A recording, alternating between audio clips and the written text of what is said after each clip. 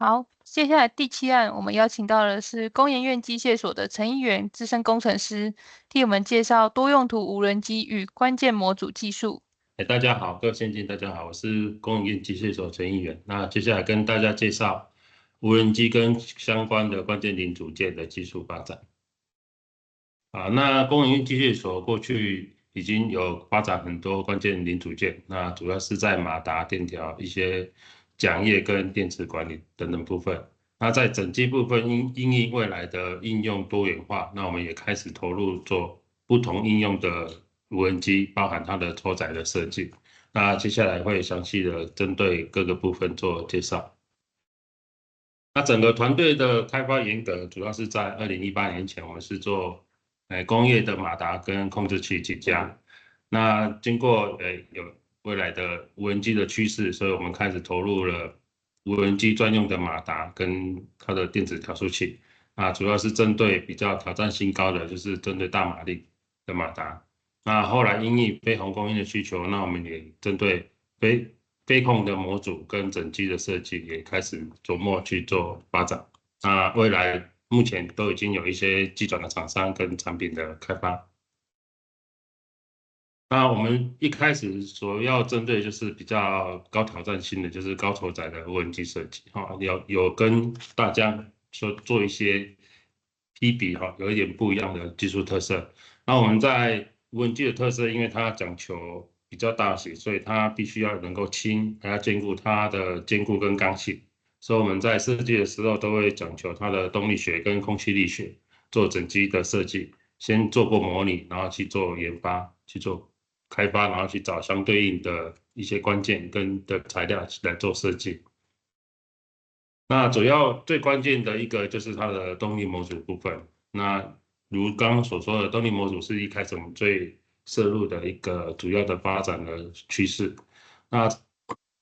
因为马达比较大，所以它必须要讲求能够轻一点，力效比较大。那另一方面，它配合精准的电条的控制器，所以我们在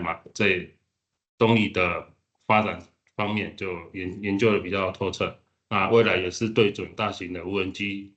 也就是说未来的公共机器人相关的应用去做关键零组件的设计跟开发。那除了大型的马达设计调整之外，那因应目前大家都有在做去网红供应链的需求，所以我们也有做一些比较小推力的马达。那未来也是可以针对业者的客制化需求，因为不同的应用，它可能应用到的马达或是电子控制器可能就会不一样。那我们在设计上也会考量客户的需求，做不同的设计跟开发。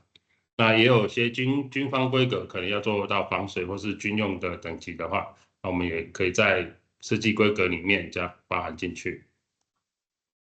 那介绍一下就是无人机马达的设计，就是因为它必须要做到轻所以我们在马达的力效比一开始就会先做一些模拟的设计，然后去评比去找它的对应的材料，跟做一些跟桨叶去做搭配最佳的适合的动力的输出曲线，然后最后才去做开发打样做出来。那最后也会透过一些测试的平台，然后产生数据，然后是不是符合客户的需求。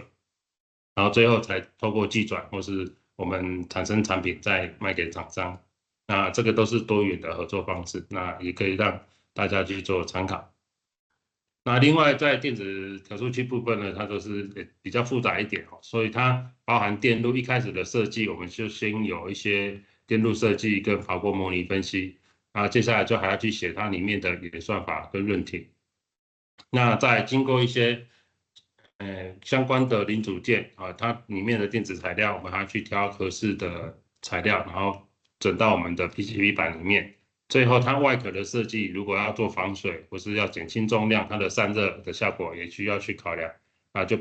就有一系列的模拟的分析。那我们都会在这个每个步骤里面会做精准跟很详细的测试，那对应到客户的需求，然后产生出来我们所需要的电条。那以大型无人机而立我这边我们发展其实是蛮多样化的。那我这边就以爱子清洗的无人机为例，那它主要也是比较大型的，因为它清洗高电塔的爱子的部分，因为它会有，爱子都会有那个灰尘，所以它会有产生对那个，绝缘效果会有影响，所以必须要定期去清洗。那无人机势必是可以取代未来的人力跟直升机。那因为爱子清洗它必须要做定旋，而且稳定靠近电塔，做精准的做清洗的动作，所以它的机身的设计就要考量到要稳定性，而且要防一些电磁干扰。啊，另外就是它必须要有精准的瞄准控制器，所以我们会在前面加一些系统整合，把影像 AI 整合进去，那让它在做精准喷洒的时候可以节省水分。那如果因为风吹移动，那水射偏了，那它可以及时停水，减少这个水的浪费。啊，我们已经有把这个整套系统已经开发出来，目前已经都在跟台电业者在做场域验测。那相同的爱子清洗可以做到，未来可以做到大楼的清洗、太阳能板的清洗，甚至是做一些防灾喷水的动作都可以。那未来的趋势，当然我们就看准在4G外的飞行就是物流这个应用了。那目前4G外物流就是希望能够补足未来的物流的最后一里路，不管是在偏乡或是在海平面的话，海上的物流，那当然无人机是最方便的。那目前日本已经开始在很蓬勃发展，那他们的物流其实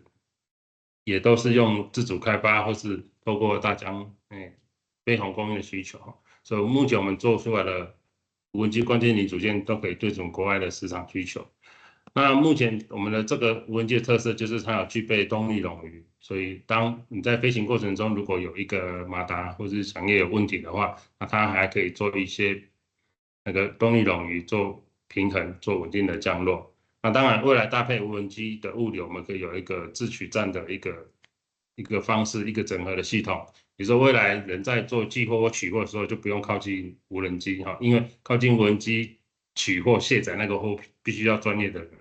那消费者应该没办法去从事这样的作业哈。那未来如果有一个自取站，那搭配起来就可以节省专业的人力，那取货也比较方便。好，这也是未来的发展的趋势。那另外针对大型无人机，我们在机构结构化，因为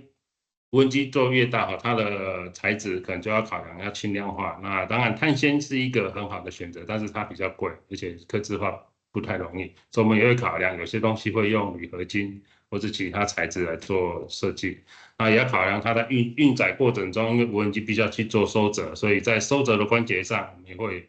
琢磨去做设计开发啊，因应各个企业上的需求，所以我们也有在做大型无人机的结构优化部分。我们当然刚刚说的马达、电条或是大型无人机，我们都会透过一些测试的平台产生数据的报告，然后对应到我们真正是不是客户的规格需求，然后才做详细的把技术资料保存下来。